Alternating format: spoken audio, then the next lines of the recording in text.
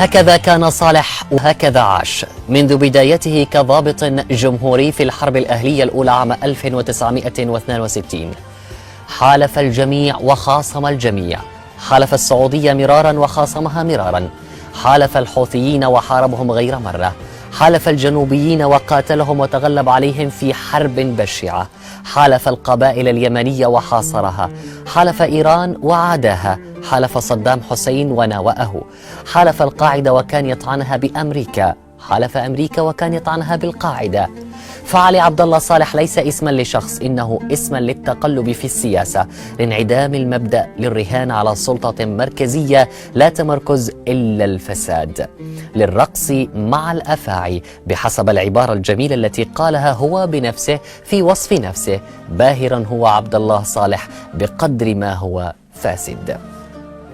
يذهب في اللعب بعيدا ويلاعب لاعبين ليس أقل منه مهارة ولا أقل تقلبا، يتشاوف ويزهو كأعيان القرى، إلا أنه ينكسر فيطأطئ رأسه كعاطل عن العمل، يبحث عمن يشغله ثم يعاود التشاوف كأنه يبدأ من المربع الأول سيدا متعجرفا.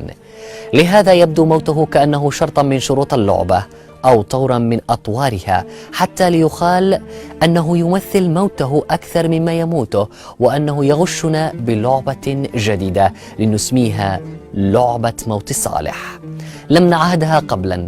صالح وهو ما ينبغي قوله: رجل شجاع مستبد وشجاع، فاسد وشجاع، يقاتل بيده ويموت وهو يقاتل. لكن أكثر ما يؤلم في مقتل صالح قنصا كان أم إعداما أم بأي طريقة أخرى شيئان: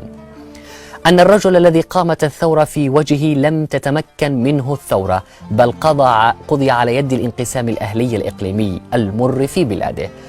وأن بلاده المعذبة لن تغدو بعد موته أفضل مما كانت قبل موته، فصالح وسواه يصيران تفصيلا بالقياس إلى ما آلت إليه حرب اليمن في داخلها وفي خارجها،